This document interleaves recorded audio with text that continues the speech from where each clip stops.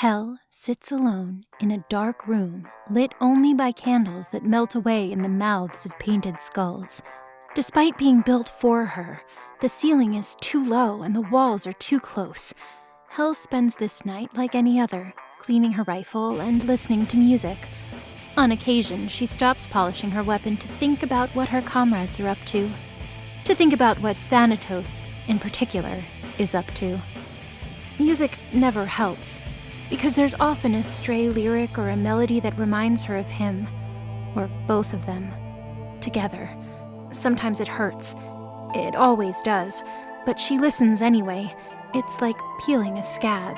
He looks so worried about her, Hell says to no one while remembering the face Thanatos made when he found out Navan was hurt. Sometimes Hell pretends it's all in her head, the way they look at each other, the passing touches from Navan to Thanatos. She's clingy, but that's how she's always been. That's how Navan is with everyone. Thanatos just accepts it because it isn't in his nature to fight back. But would he accept Hell if she were to try touching him that way? Hell shakes her head. It's stupid to think stupid things, so why does she do it all the time? Navan loves Azrael, so there's no way. Hell turns up the volume. Even with the music blaring in her ears, she can hear, or rather feel, the gentle knock on her door. As she stands, she takes out her earbuds, but can still hear the loud music. Hell yanks the door open. What do you want? Supay, sir. Hell drops to her knees before the grizzled killer. Even on her knees, she's still much taller than Supay. What can I do for you, sir? Supay's eyes peer out from the mass of wrinkles that comprise his face as his jaw works itself from side to side for a moment, punctuated in time by the light tapping of his pickaxe against the ground. It's Azrael. As expected of a master, he wastes no time mincing words. Try as he might, he can't hide how excited he is for this upcoming job. This isn't about money, it's something else. Something that can cost him. And considering who he was and what he knows, that could cost us. Figures. He could barely contain himself the other night. He must have some history with the target. Possibly. Supay sighs, and Hell can almost hear the coal bounce around in his lungs. I'm going as insurance. My bones are aching. Means I'll need to clean up after this. I want you to come as well. Your talents may prove necessary. Really? You mean that? Hell fights back the urge to blush.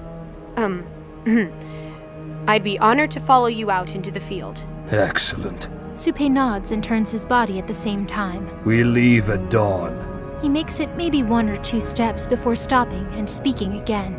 Oh, and could you keep this between the two of us? Not even that little girlfriend of his should know.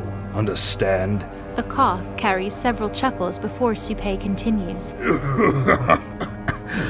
Desperation brings out the truth in men. It's about time we learn how committed our little cadet really is. Ashen hair shifts along the back of Supay's wrinkled neck, and Hell catches sight of his sideways, crooked grin. Regardless, he'll be the honey to lure the bear. Hell sits hidden away in her perch at one end of a crumbling city, comfortable atop a partially collapsed skyscraper, her black cloak serving to mask her presence in the failing light of the evening.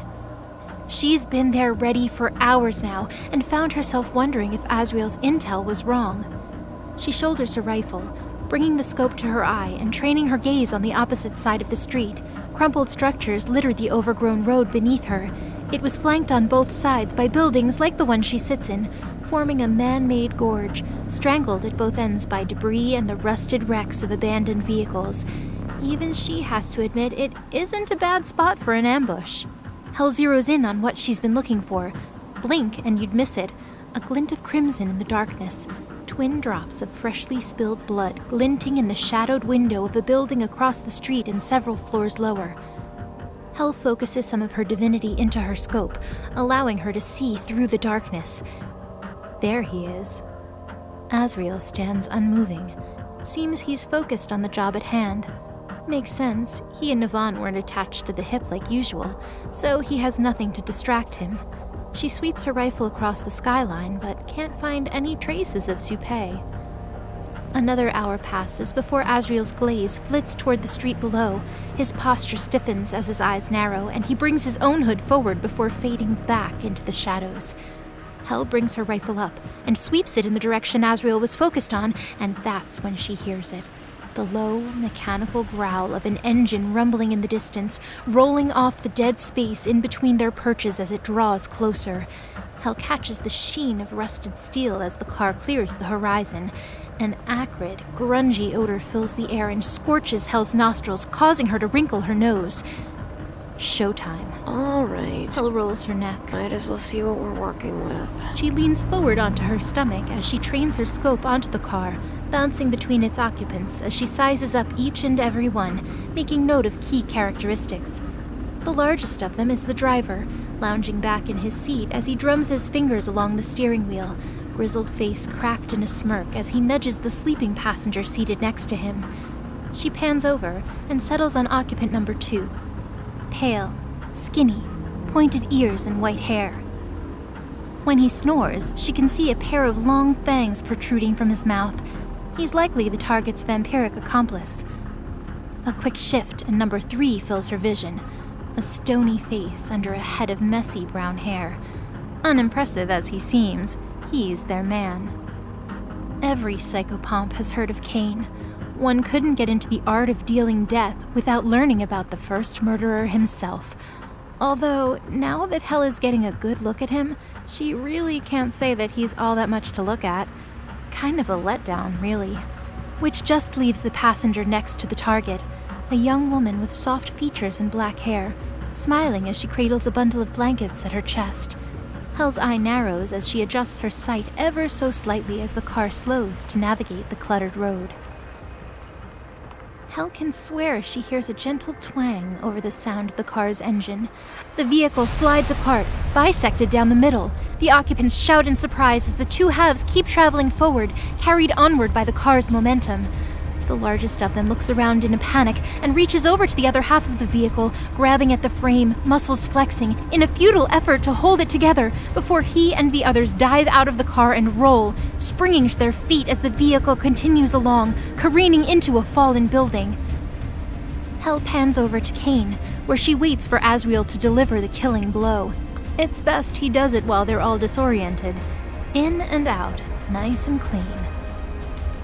So she's justifiably confused when Cain's head doesn't fall from his shoulders, but instead, the party has time to dust themselves off and lick their wounds before turning their attention to someone or something. No, She says, swinging her rifle to follow their line of sight. that idiot isn't really thinking about... End of the line. Azrael says, both arms held out. Azrael's black cloak fills her scope, and she lets out a groan of disbelief. What the hell was this moron doing? Azrael's skeletal mask gleams as he stands there, trying his damnedest to seem menacing.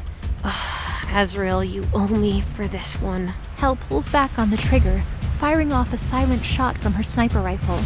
A tiny, almost invisible bullet rushes through the air. It hits the ground behind Azrael. On contact, the bullet shatters, and from it erupts an invisible aura that surrounds the area.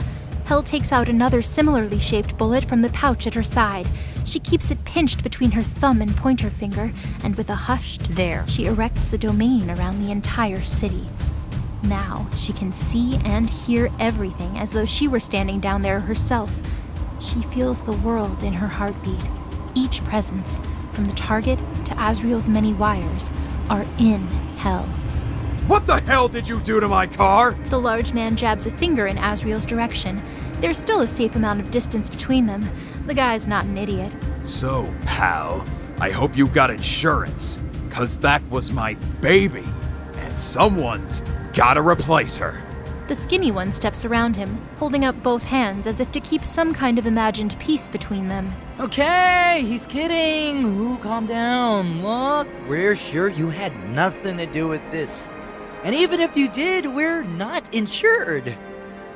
Are you kidding me? The big guy glares down at the scrawny guy. Our car, my car, just got diced up, and the only other person here besides us is the freaky guy in the middle of the road.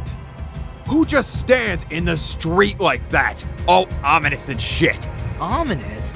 Dude, you can't even see what the guy looks like. Okay, but if you need a breakdown, he's wearing a skeleton mask and a dress? The scrawny guy shrugs his shoulders, spins, and starts in the direction of their destroyed car. Hell's lips quiver.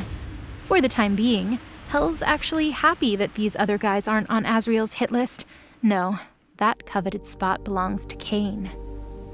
Hell's focus shifts to the first murderer. Instead of worrying about Azrael, Cain focuses on the woman. There's concern in his eyes as he helps her to her feet. You okay? Cain asks in the briefest of ways. He reaches for her but stops at her arm. His hand clenches to a fist and falls to his side. He's fine. The woman says, looking at him with a smile. I know you didn't ask, but I thought you'd want to know. So there's another person present. Someone Hell hasn't even taken note of. Wait a minute. Hell closes her eyes and squeezes the bullet in her free hand. After rolling the bullet back and forth between her gloved digits, she picks up on it, faint and tiny as it is. There's Azrael's beat-a-minute pulse, but there's another smaller heartbeat coming from between Cain and the woman. That's Hell's eyes widen. That's what it is? There's a baby down there. There's no real protocol on killing godlings, but this is an infant. That much distinction alone is enough to have Hell's finger trembling at the trigger. Hell hopes Azrael can wrap this up as cleanly as possible, and without having such a young casualty. Hell refocuses on the scene before her, mostly because she has no choice, given every word and move blares in her mind so long as her domain stands. What about you? As the woman speaks, she eliminates more of the space between Cain and herself. Are you okay? She goes to touch his cheek, where a small cut closes up and heals over. Oh, right. You heal really fast. Sorry. I'll get used to that eventually, I promise. Cain doesn't have a chance to respond as Azrael springs in front of him, delivering a kick that sends him flying. Hell can hear the crack of Cain's jaw as his head snaps back, the sound echoing off the walls of the derelict buildings surrounding them. When did you become the compassionate type? Azrael stalks towards Cain, much like a predator does prey. As Azrael comes closer, Cain pushes himself up.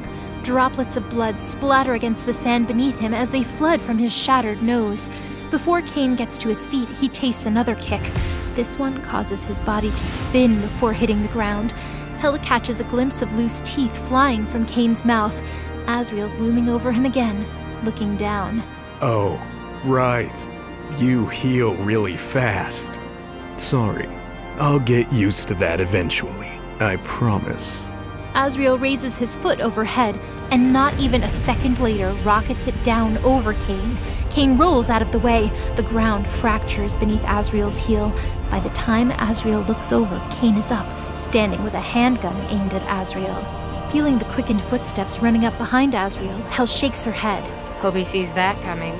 Cain, my dibs! The large man's shout stops Azrael, but not Cain.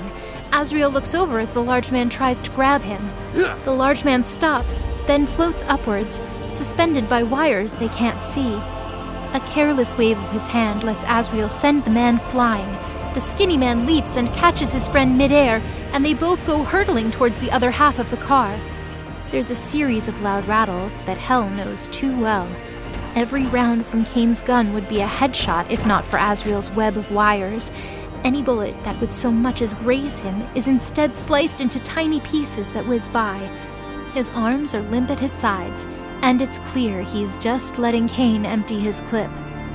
Cain peeks over at the woman, then glares at Azrael and continues firing. Mary, get out of here! As Cain yells, he starts towards Azrael. She isn't the one you should be worried about. Azrael says, letting his thread fall to his side. What the hell, now he's wide open. Azrael and Cain lock eyes as Cain pulls the trigger. Intel says Cain's bullets can go through demons now, so Hell isn't taking any chances. She fires a shot of her own, and it ricochets off of Cain's. The men lunge through the hot sparks left over from the exchange of bullets. Cain takes several more shots, and while Hell can deflect some of them, two get through. One to crack Azrael's mask, and another to shatter it. Great, now they've seen Azrael's face. Seems like an intentional move. He wanted Cain to see him, but given Cain's expression, he has no idea who Azrael is. The woman, Mary, squints her eyes and turns her head. She peers in at Azrael. Azrael? She speaks in a voice Hell thinks is overly familiar. Well, now they know his face and name, so it looks like he has to kill both of them at the very least. Seems Azrael recognizes this as well. He stares hard at the woman, his expression neutral and his shoulders low. Azrael spins and gets around Cain, kicking off his back foot. Azrael rushes Mary. Should have stayed quiet. Azrael whispers as he delivers a kick to Mary's side, earning a scream from the woman as she goes careening back. This Mary woman knows how to fall. The way she tucks and rolls her body should protect her baby and minimize their injuries. She stays down. Smart. This isn't your first rodeo, huh? Hell focuses her crosshairs on Mary. She only breaks from Mary when she hears a guttural snarl from Cain, carried along with more gunfire. Cain charges Azrael, firing a shot with every step he takes. Azrael trudges towards Cain in return, bullets falling prey to his wires. Azrael throws up an arm and a wire plucks the gun from Cain and dismantles it. Though he grunts, Cain keeps up his pursuit, drawing another gun from beneath his jacket as he sprints. Azrael stops and clenches his fist. Cain's body stiffens, then he sprawls out, each limb constricted by Azrael's thread. Azrael turns his fist, and Cain spins with it. Feeling helpless yet? Azrael asks, as he pulls his hand, and Cain's by extension, towards him. Who the hell are you? One of the Syndicate's lapdogs? Or did someone finally spring for a psychopomp? Who better to try a hand at killing the unkillable man than a god of death? Azrael presses his forehead against Cain's. This has been a long time coming, so let's just sit here for a while and enjoy this. Azrael closes his eyes and smiles.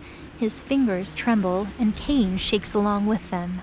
Fire in the hole! The large man's voice catches Hell off guard just as much as Azrael. She'd lost herself in the almost tender moment between Predator and his prey. When she looks away from Azrael, she sees a spear hurtling towards him. Hell pulls the trigger, hoping she could knock it off course, but her bullets just fizzle out against it. Azrael turns, throws out an arm, and tries to snare it with his wires. Every wire that touches the spear fizzles out with a gold flash. There's a meaty thud, and the spear rips through Azrael's cloak, shatters his armor, and pierces his flesh. The psychopomp gasps, pales, and skids back. The wires around Cain and surrounding Azrael fade away, and the demon hunter lands behind his assassin. The large man runs up and grabs hold of the spear inside of Azrael. He lifts his weapon and Azrael. Azrael grits his teeth and reaches for the man, who just smiles at him. Blood of Christ is something else, ain't it? The large man boots Azrael in the chest, sending him back and dislodging his spear. Oh, damn it, Azrael. Hell whispers and aims for the large man's head. Bats flood Hell's vision, circling the three. Hell can still see and feel everywhere they are, but now she has to shoot through the bats to get to them. Thanks, Judas. Keep this up and he shouldn't be able to spread those spider webs of his out too far. Some of the bats come together and form a shorter version of the skinny man from earlier. He fires a blood-covered arrow from his arm-mounted crossbow. The arrow stabs right into the same wound from earlier. This doesn't slow down Azrael, and he barrels towards the big guy. Spread the butter! Says the skinny guy, causing Azrael to stop and do just that. He throws out his arm and parts his legs. What? I can't. Azrael says, grunting as he tries to move. The big guy approaches him and shakes his head. Look, I'd love to kick your ass myself, but you hit Marebear. So I hereby relinquish my dibs. Cain, he's all yours. The scrawny guy spins his finger, and Azrael turns around to face Cain. Cain stares at the helpless Azrael for a second or two before pointing his gun at Azrael's forehead. Another second goes by. Cain tosses the gun aside. He throws his shoulder into a full punch aimed at Azrael's jaw. It's to no avail. All Cain ended up doing was breaking his own hand. He and the large man watch his digits pop back into place and heal themselves. So what's it looking like, Kay? Demon? God? Nothing I can't deal with. Kane clenches his healed hand into a tight fist.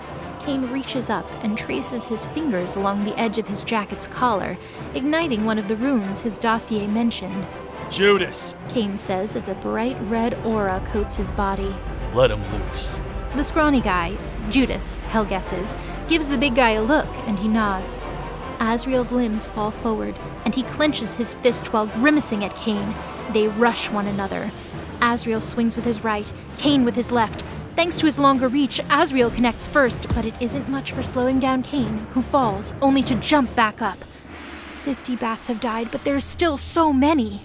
Kane kicks Azrael in the side, but Azrael braces and goes nowhere, so Kane slugs him, knocking his jaw. Azrael retaliates with a punch of his own, but Kane catches his fist, pulls Azrael off balance and towards his second fist, which strikes the spear wound. 2 consecutive punches hit the wound before Azrael throws his weight forward and flips out of Kane's grip. 120 bats have died, but there's still so many. Blow after blow connects with one another. Fist, forearms, elbows, neither men slow down as their bodies collide again and again. Azrael sends a hook around that crashes into Kane's shoulder.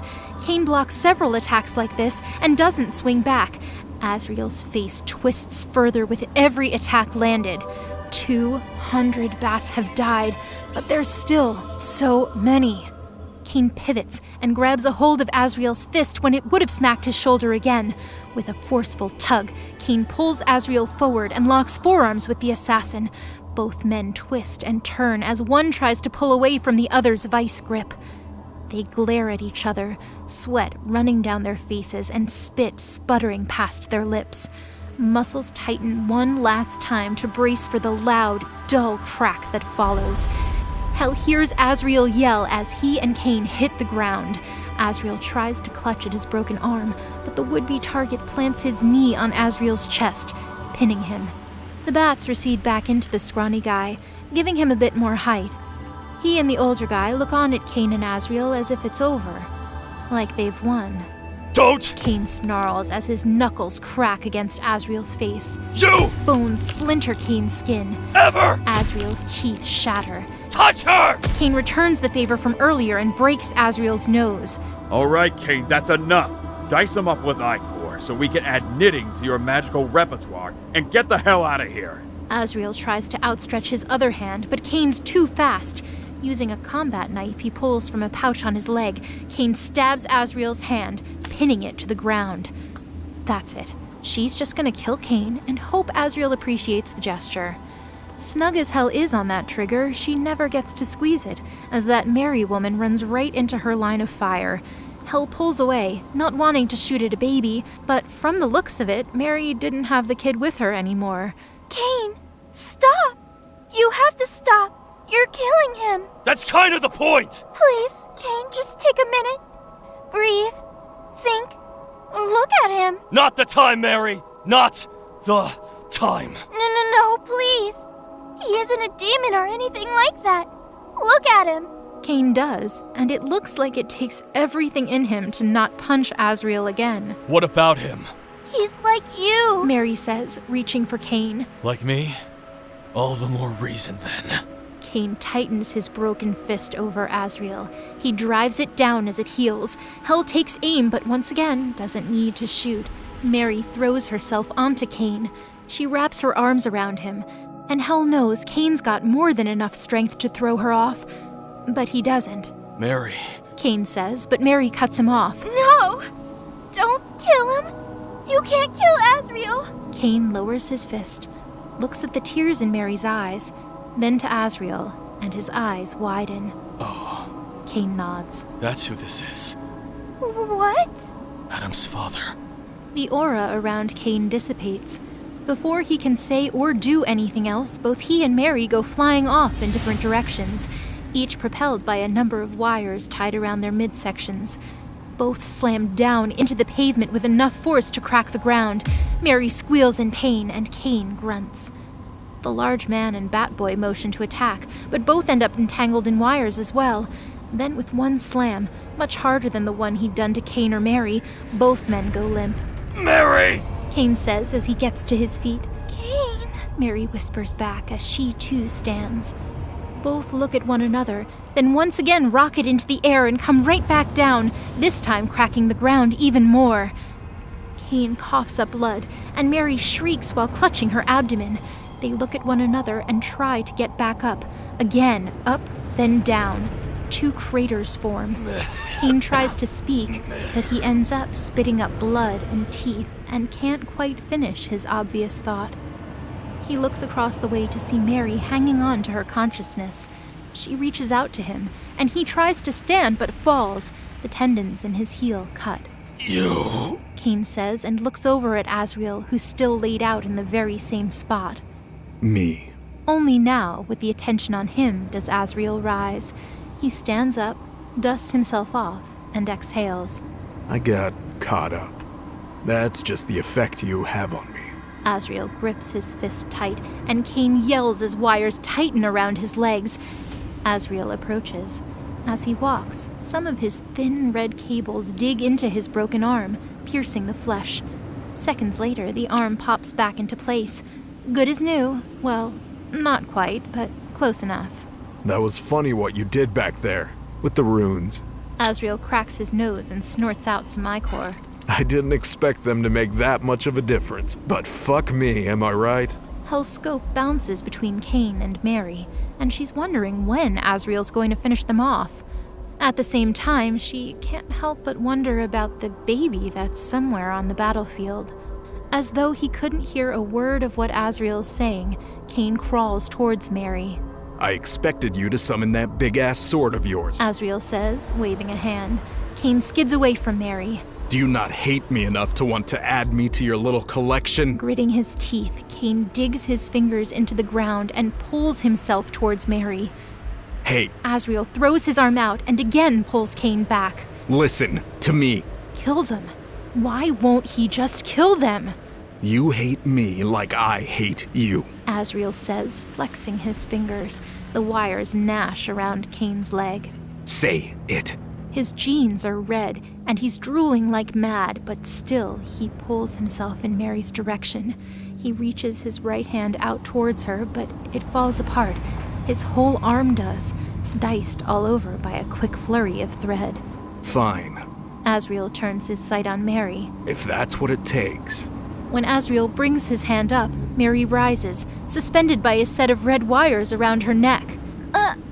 Azrael? Is as far as she gets before the wires tighten. I can't let her go now, you know. Azrael sighs. She's seen my face.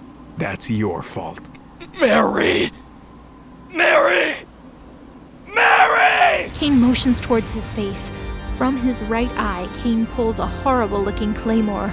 Eyes open all over the red weapon and focus in on Azrael. There it is. Azrael grins. Now I'm feeling nostalgic. Crying, panicking, and everything in between, Cain tries to reach Mary. He stabs Ichor into the ground for leverage against Azrael's wire. Azrael, just kill him. Mary. Cain groans again as Ichor glows. A steady stream of wind builds up around the weapon, then blasts out in the opposite direction of Mary. Azrael holds tight against Cain, but the winds seem to be doing their job. Azrael narrows his eyes, then pulls back. Cain's legs shred further. This is my scythe, you know. A cut from this won't heal. Azrael, just kill him! Mary! Cain shouts, and Ichor brightens again. Sharp razors extend out from the sides of the weapon, lashing around wildly before stabbing into the ground, providing Cain with even more leverage.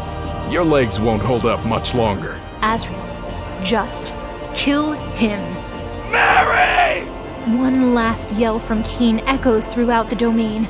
Along with his voice, there's a meaty-sounding tear as Cain loses his legs. Legless, Cain pants and squirms to Mary. Is she all that matters to you now? Azrael says, looking at Mary. Fine. If she's worth more than your life, then I'll just take her instead. Wires entangle each of Mary's limbs and tug them in different directions. The sudden force seems to wake her up. She looks down and locks eyes with Cain as he crawls. Cain.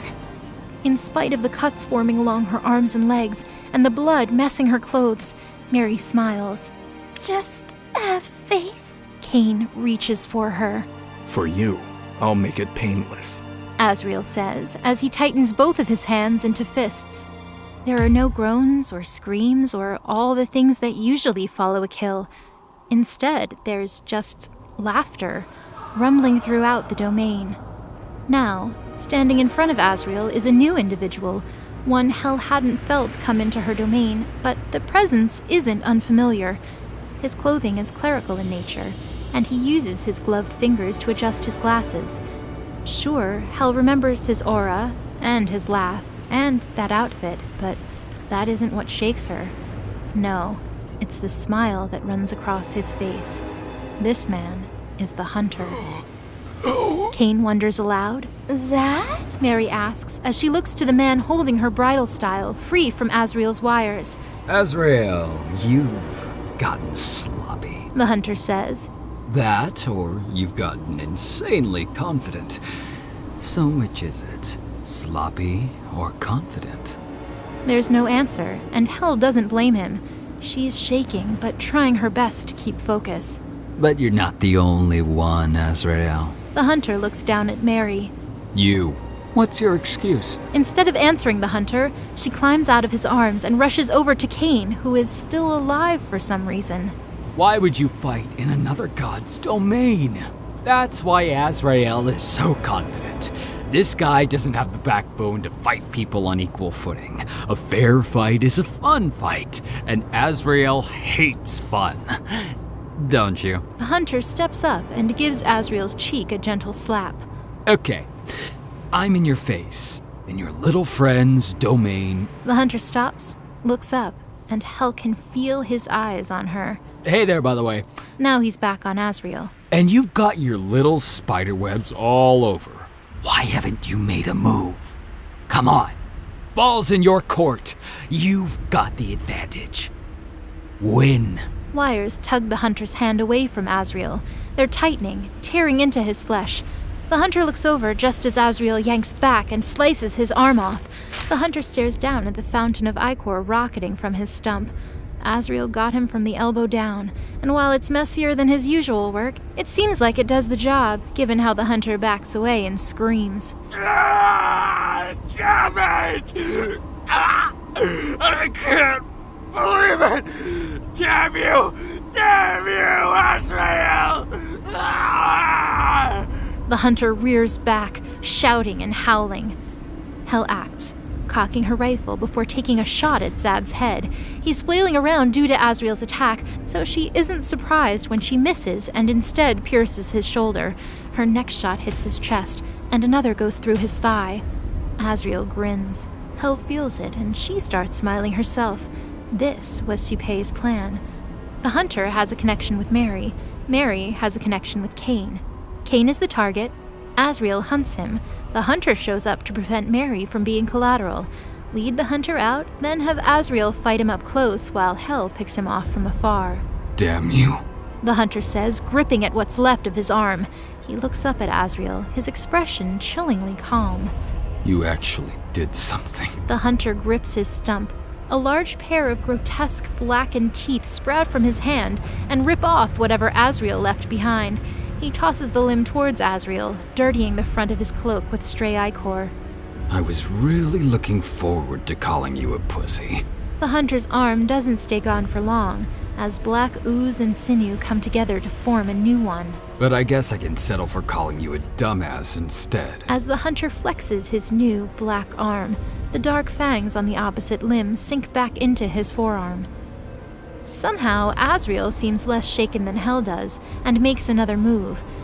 She doesn't chalk it up to courage, or ability, but idiocy. Azrael whips his arms up and contorts his hands. Hel can see his wires whipping about, surrounding the hunter. Whenever they lash at him, they go for his neck, but something, dark like black ink, appears just in time to stop them, and intangible darkness surrounds the hunter, and Azrael won't let his wires touch it. Hel would have forgotten Mary and the others, if not for the hunter looking over in her direction. Get out of here. The domain goes on for 15 miles, but after that you should be fine. The sniper won't bother you, trust me. Thank you. Mary says as she stands up. She holds Cain up over her shoulder. I really appreciate this, Sad.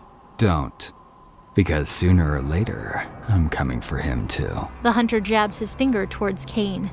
You weren't always like this, Sad. Mary carries Kane over to the wreckage that was their car. She reveals she'd hidden the baby behind the vehicle. Don't you remember? Not every shot is meant to kill. That isn't how I operate. Thing about me is I only shoot with the purpose to kill. My targets, the scum of the earth. The hunter skips towards Azrael. Each and every hop causes the blackness swirling around him to darken. But my shot, sure as it is, can be shaky. And if people start giving mercy where it isn't due, they might get caught in the crossfire. It's funny that you say that. Mary places the baby under Kane's remaining arm. The baby cries for a bit, but settles down once Mary kisses its forehead. That's one of the reasons I'm here. When Mary tries to stand, Kane grabs her wrist. He's still very much alive, but at this point, Hell doesn't even care. Mary. Kane pants through pale lips. He's trembling, no doubt as a result of his blood loss. Kane, Mary whispers, taking Kane's hand. just worry about Adam right now. Hold on for him. Mary circles Kane and crouches down near his legs. She exhales and whispers, It's going to hurt for a bit. Focus on Adam and stay with me. Mary darts over to the car and grabs a small duffel bag that somehow survived the assault. She sets it by Kane's ruined legs and opens it. Seconds later, Mary pulls out a small canteen. She pours out the contents over Kane's wound. He lurches back, yelling the whole time. It's all right. It'll only burn for a second, I promise. Mary presses down on the wound while emptying her bag. She sets the injuries with metal rods, as well as gauzes that seem to glow the moment they come in contact with Kane's flesh. Thank you, Gabriel, she says with a smile. She repeats the process on the gaping wound that was Kane's right arm. Mary, I'm sorry. Kane says, his eyelids sinking. Don't worry. Mary says as she slides over to him. She cups his cheek. The archangels use this stuff in the field all the time. It's just a sign that it's working. You can sleep now, Kane. Don't worry about anything. I've got you. Archangels? Kane passes out. Mary rushes over to her comrades and drags the two unconscious men next to Kane. Mary looks to the hunter and Azrael, so naturally Hell's gaze follows. Over time, Hell steadies her breathing. She tries to calm herself. Whether it be the thought of Navan and the good times back at base, or the black butterflies that seem to come in and out of her vision, her hands stop trembling and she gets a finger back on the trigger. Her eyes narrow, crosshairs take aim, and she waits for the next move because Supay wouldn't send them out without contingencies. Her eyes are on the hunter now. Her scent, her vision, her hearing, her scope, everything focuses on that man. She can feel the air break against his lips as he speaks. All right, Azrael. Now's a better time than any. Repent. A gun cocks, and the hunter turns to see Mary approaching. She's brandishing a white pistol with gold trim. Her aim flitters between the hunter and Azrael. That I didn't see coming. You are learning. I like that. You're the exact opposite of that guy. The hunter points in Azrael's direction. Neither of you move a muscle. Mary says, coming to a stop beside both men. You're both under arrest.